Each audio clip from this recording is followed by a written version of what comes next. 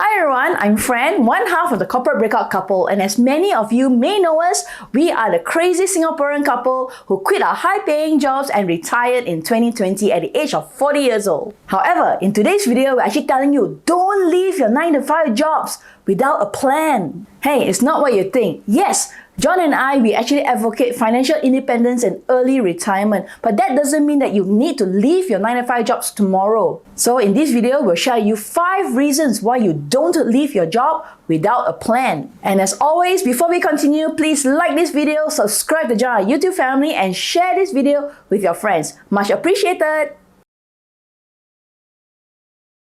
The first reason is you do not want to waste all your years of built-up from the many years that you have studied and got your education to land you your first job and then to build up your career to where you are today. For many of you, your current job may be your only source of income, and perhaps you watch some YouTubers, say the Corporate Breakout Couple, and you get inspired to want to gun for financial independence and retire early. However, if you are thinking of quitting your job tomorrow without a well thought out plan, that is actually a very risky and dangerous move and acting on impulse. As much as some of you may really dislike your job for whatever reasons, let's say I don't like my boss, or I don't like the company policies, or simply my income is just too low for the amount of work that I'm putting in.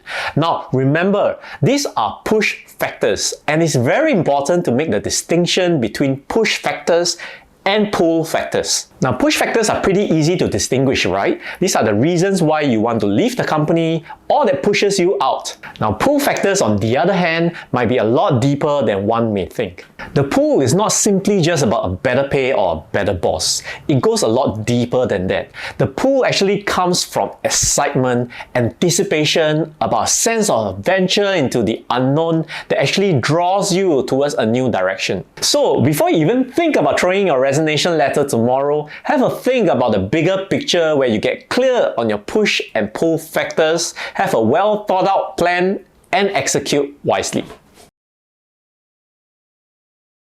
So what kind of plans can you execute while you still have your job? Well, as a former headhunter, I can tell you that some candidates, even though they still have their job, they go job hunting months in advance. And I'm not talking about low-level positions.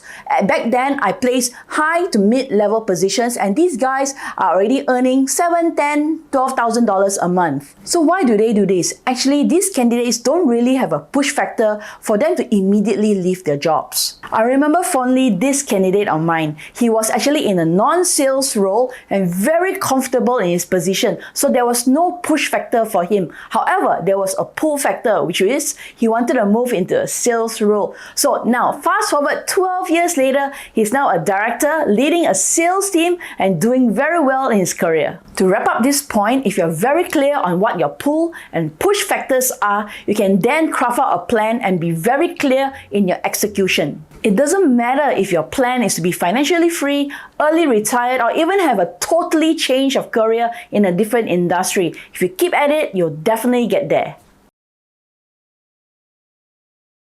Another reason is financial leverage. What do I mean? In simplistic terms, it means your ability to borrow money. Your ability to borrow money for most countries is down to 2 main factors. Number 1, your regular source of income, and number 2, your credit score rating. If you are a full-time employee who utilizes credit cards every month and pay off on time, your credit score will be great. What that means is banks and other financial institutions are willing to lend you money because of your borrowing capacity, and I'm talking about mortgage loans, car loans, and personal loans. If you're jobless for a few months, that's okay. With a little transition, that's fine. But if you're jobless for 1 year or longer, you might not be able to refinance your mortgage loan, for example, for more favorable rates. So remember, financial leverage is something that actually full-time employees have because of the regularity of their income versus people who are self-employed and business owners who may not have a regular source of income.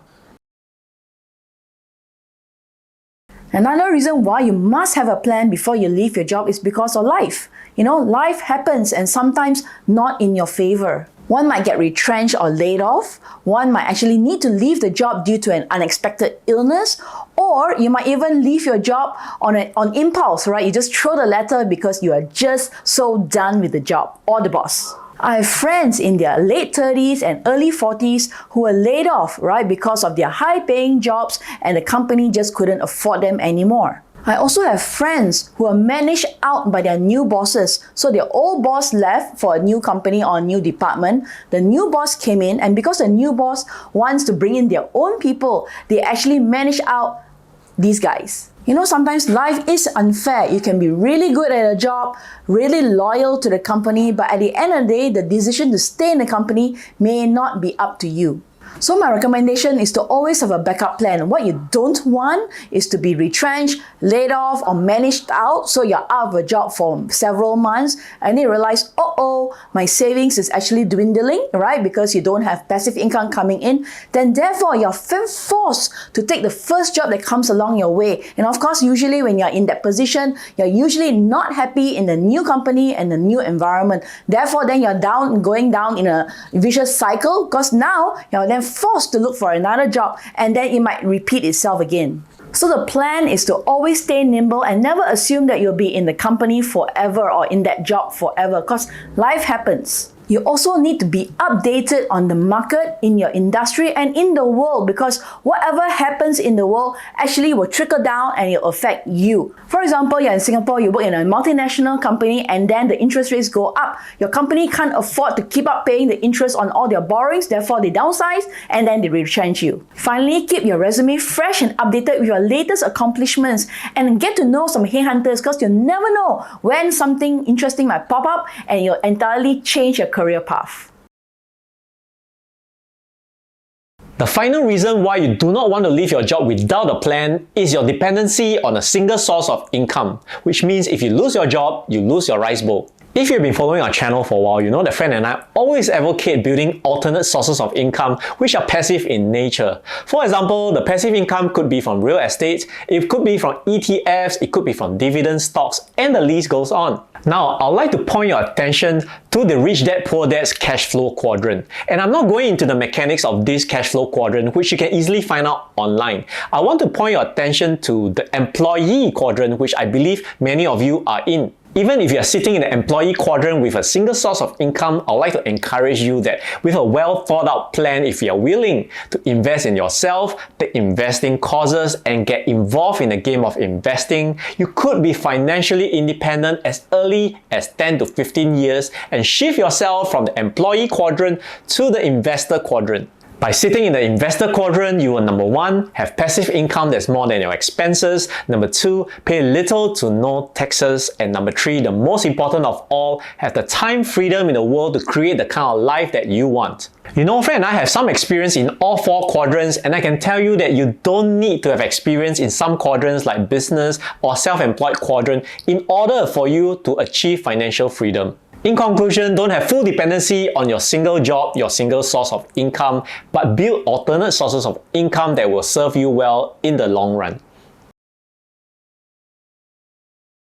We hope that these reasons have given you food for thought when planning to exit the corporate race, retire, get financially independent, or even just change your career. Oftentimes, a lot of people who may not know us well might think that, hey, Fran and John just jumped headlong into early retirement without any planning. That could not be further from the truth. Our planning went back way in advance, as early as 2015, 2016, where we actually sat down and crafted a plan where we wanted to exit the corporate rat race and be financially independent. Of course, with a lot of failures along the way. Yes, it takes guts to actually go on the road less traveled. However, following the herd often leads to the same old results, just like anyone else. Remember to like and share and subscribe to our YouTube channel, because we intend to make 2024 all about money and financial literacy and how you can beef up your financial acumen.